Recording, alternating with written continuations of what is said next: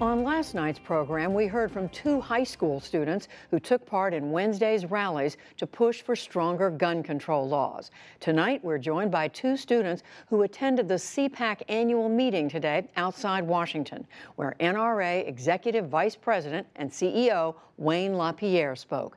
Madison Westcott is from Las Vegas, Nevada, and is a student at Rio Salado College. And Ian Parrish is a student at Liberty University in Lynchburg, Virginia.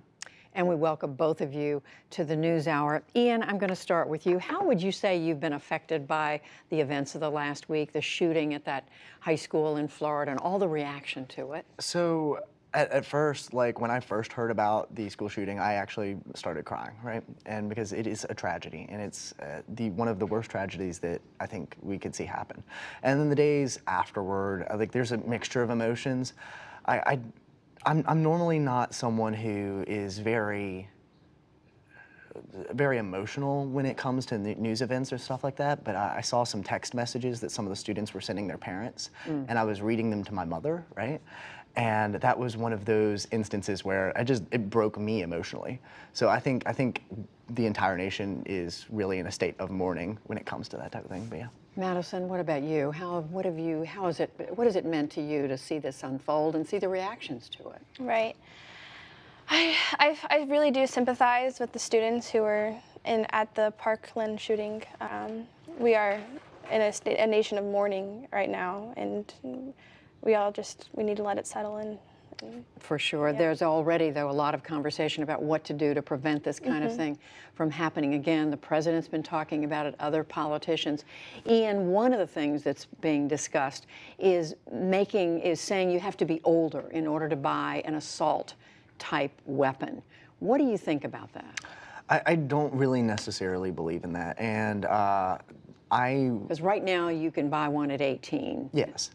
So I think if someone is going to commit a premeditated act like this, they're going to plan out and they're going to acquire the weapon in one way or another.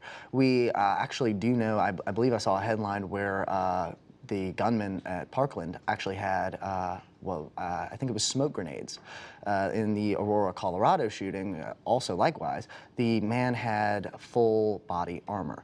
So these people are going to go out of their way to get things to sort of promulgate these acts.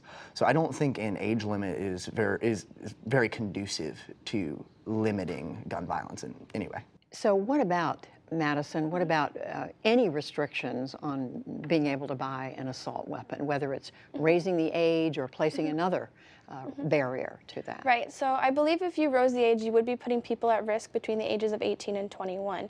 Now, at 18, you're set off into the world and you're, given all these opportunities. You can fight for your country, you can vote, you can do all these other fun things that you haven't been able to do as in high school or in middle school or elementary school. And now that you're older, you have also the right to protect yourself. And when you're 18, you should be allowed to go out and buy a gun because you are on your own. Do you have one? I do not have a gun currently, but I am a member of the NRA, and I have been for about 4 months now. I grew up in a household full of guns that were there to protect me, and in a household full of just women, so I learned at a pretty young age that you can protect yourself using a weapon. But what about this background check question, Ian? So we already actually do have background checks instituted here in the United States, but I think a key thing that we need to talk about and we need to reference here is the gunman at Parkland, he committed no prior crime. So even if we increase background checks, we're not going to see, this man would still have gotten this weapon because he hasn't committed a crime.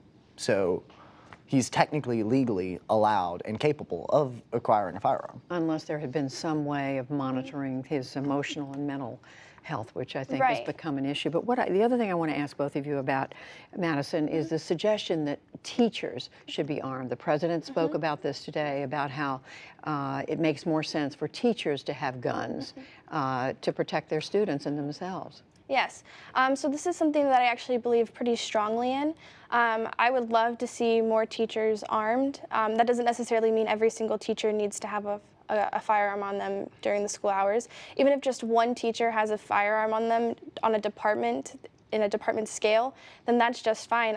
My high school was set up by departments, so we had the math, the science, the English, the gymnasium had their own little department. If even just one person has one teacher has a firearm in that department, it automatically reduces the risk of people coming in and being able to shoot up the school. I've interviewed a couple of teachers on this program the last few nights. Last night, a teacher I talked to said he thinks putting a gun on the body of a teacher, he said, Ian, he thinks basically says you've given up on school safety, and it sends a signal to students that the classroom is just not a safe environment anymore.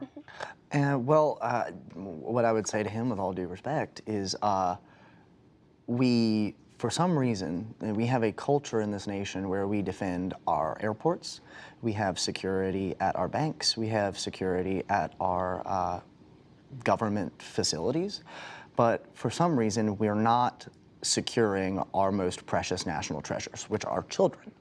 So I disagree with the notion that somehow allowing teachers to be armed on the campus of an elementary, middle, high school somehow would increase gun violence or say that they had given up. Let me, Madison, I do want to raise, though, the question that I hear across the board, and that is people saying it means more people could get hurt, too, including those children who are in the school. Okay.